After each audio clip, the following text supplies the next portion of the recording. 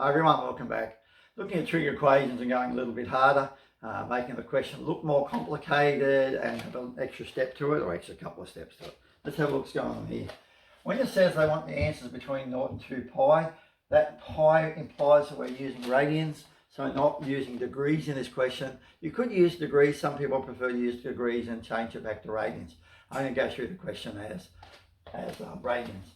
So let's have a look at this equation here. People get mucked up. I have one of these things I say, when things look harder or different, you forget the simple, or you make mistakes on the simple. Let's have a look at that. It looks harder than what most people have probably done at this stage, depending on what they've done in class. So I've got a minus root 3. So if I go over to here and I simplify that equation, and I've made a 2x minus root 3, most people have no trouble doing the equation. Let's have a look at it. If I add root 3 to that side, I add root 3 to that side, and I have 2x equals root 3. And then if I divide this side by 2, I divide that side by 2, and then I end up with the x's cancelling, and I get x equals root 3 on 2. A lot of people won't leave that, but just in case someone looks at it and goes, I don't know what's going on, let's have what's happening here.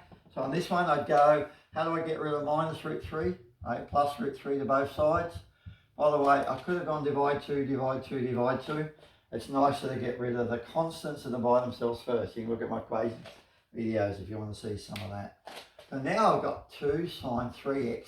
Now I don't really need the brackets there because the context makes it obvious that it's sine controlling all of it. But a lot of people will put the brackets in all the time. And I've got root 3. Now what I'm wanting, just like over here I want it x equals, on this one I want it to be sine whatever is inside the x equals.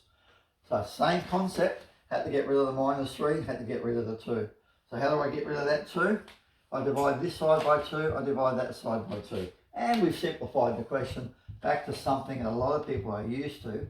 Maybe some people though are not used to having a 3x inside, so we'll have a look at what that means. I'm going to go over here for a moment and say, when does a sine equals root 3 on 2? Now the way I teach it, people have slightly different methods on memorisation that they use. I always talk about sine 30 is 1 on 2, which is the opposite on the hypotenuse. So if you haven't seen this before, sine 30 is the opposite, which is 1 on the hypotenuse, which is 2. And then you use Pythagoras to get root 3, which I won't go through now. Now the other thing is, a lot of people aren't necessarily comfortable to begin with radians. We're needing radians for this question.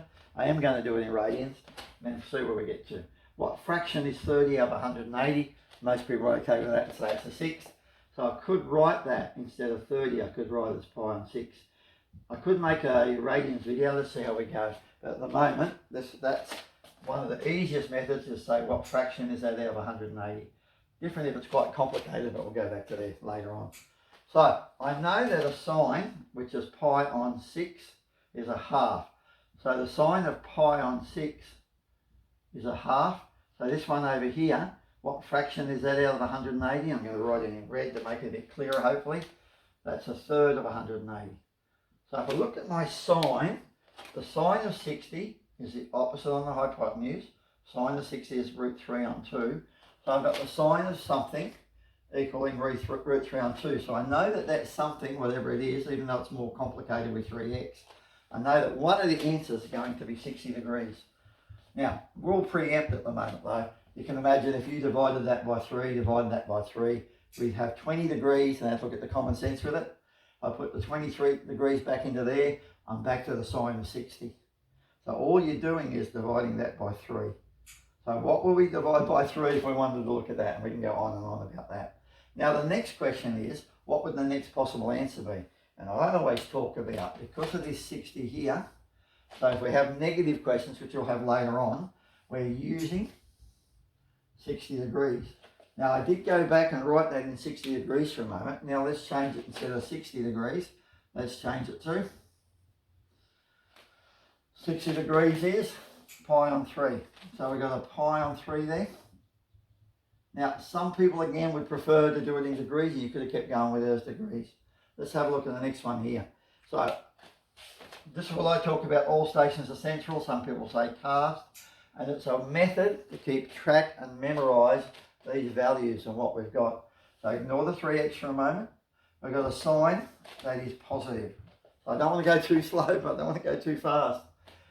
This says that everything is positive. So in here, sine is positive. In here, sine is positive. In here, tan is positive. That means cos is negative. So we're not wanting any answers there. And in here, sine is also negative. So we don't want any answers in there. So we're looking for answers in the first quadrant and in the second quadrant.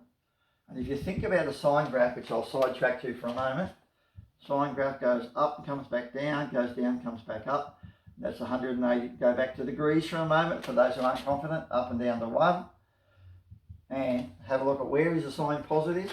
It's positive between 0 and 180. So I've had students who think more of the diagram rather than that. I thought both, and depend on the question and how hard it was and what it was asking for. So I'm going to get sine, so in the third, there's the first, up to 90. There's the first quadrant, there's the second. There's the third quadrant down here, and the fourth quadrant, and the third quadrant. So that is like a, what you call it, like a simplifying method of thinking that. And it does help when it gets harder for most people. Shouldn't say for everyone, but for most people. So if I said that was 0 and that was 90 degrees and that was 180 degrees, most people are okay. That would be pi radians. And what fraction is out of 180? It's pi on 2. A lot of people know it just by memorising. So what have we got? We've got pi on 3. Now here's what a lot of people will still prefer to think degrees. So 180 divided by 3 would be 60, which we already knew we had over here was 60. So where would 60 degrees be? It'd be up about there somewhere. So if I move that out of the way, we've got 60 degrees there. And we've also got 60 degrees there. I feel like my diagrams are getting a bit cluttered, but I think it's okay. So instead of writing 60, I can say what fraction is out of 180? That's pi on 3, which we've already got over here. And then I can say what fraction, this is 120. And remember, if you haven't seen previous videos, we're always talking about this is 60 back from 180. So it's actually 180 minus 60 gives you the 120. Instead of writing 120, I really should write that is what fraction? It's 2/3. Now, a lot of people don't see the fractions. 1/3 of 180, 2/3 of 180, and there's your 180, which is pi. So what's our next answer? Our next answer is 2 pi on 3. Now, in that case, you look at it and you think, I'm finished, but we need more answers. Now, we're going to need more answers because we're going to 3x. We're going to divide everything by 3. Now, here's the thing I always like to talk about. When we times by 3 on the inside, in other words, the x and the 3 are inside of the functions, they're connected together. Anything that's inside has a horizontal effect. Now, if you go back to translations and transformations, anything that's on the inside has a horizontal effect. Anything that's on the outside, like this original minus root 3 and this 2, has a vertical effect. So what's it going to do? Vertical do what we expect, but the insides do the opposite of what we expect. So you think about, I'm going to make it 3 times wider on the horizontal, but it doesn't make it 3 times wider, it makes it 3 times skinnier. And if you go back to what we did here a moment ago, if you put 20 degrees in, you get 3 20s are 60. So instead of getting an answer at 60 degrees, we get an answer at, turns out to be at 20 degrees. So what's that done to the graph? It's pulled the graph in. So we're going to get a lot more answers. There's other tricks you can say, talk about as well, is if that's a 3x and we're going to 2 pi, we've actually got to go to 6 pi. So what would the next 2 answers, next 4 answers be? So I need a bit of space here for extra answers. So the next 4 answers would be, each time we're adding 2 pi, and this is where people come unstuck. This is why they prefer to do it in degrees, and most people do. So I add 2 pi to that one. I've got pi on 3 plus 2 pi. When I look at that, my brain just goes, how many thirds are being 1 whole? It'd be 6. So this is 2 whole. So I'm going 6 pi on 3 plus the pi on 3. So what have I got all together? A lot of people will see that in their head and go, I'm adding every time, I'm adding 6 pi on 3.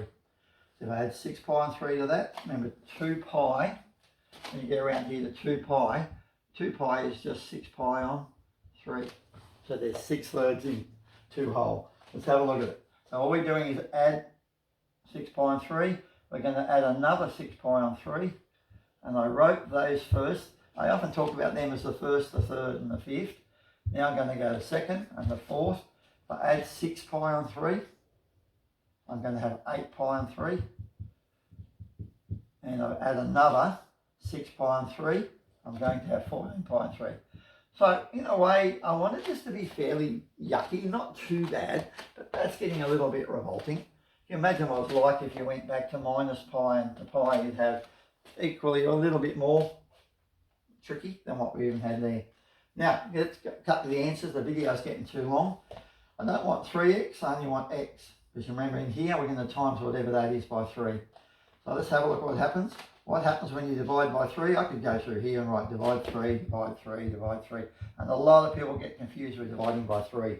Sometimes I prefer to talk about with people. Let's get rid of a couple of those. But instead of dividing by 3, often it's better to multiply by a third. Let's have a look what happens. I multiply that by a third and I multiply that by a third. And I go back to my basics on fractions. You multiply the tops and multiply the bottoms, and the first answer becomes pi on 9. Now, a lot of people will know if you divide by 3, you times the denominator by 3. And you can see why it's working there. So we're going to times that by 3, and we end up with 2 pi on 9, end up with 7 pi on 9, and we end up 8 pi on 9. Some of you could switch off because you already know what's going on. So that's 13 pi on 9. And then that's 14 pi on 9. Now if we did go to our next one, just to check if we're over 2 pi, so what have we done? There's our first, our third, our fifth. Let's get the 7th. So we've got another 7, we've got another 6 pi on 3. So that would be 19 pi on 3. If I divided it by 3, which is times the denominator by 3, I ended up with 19 pi on 9.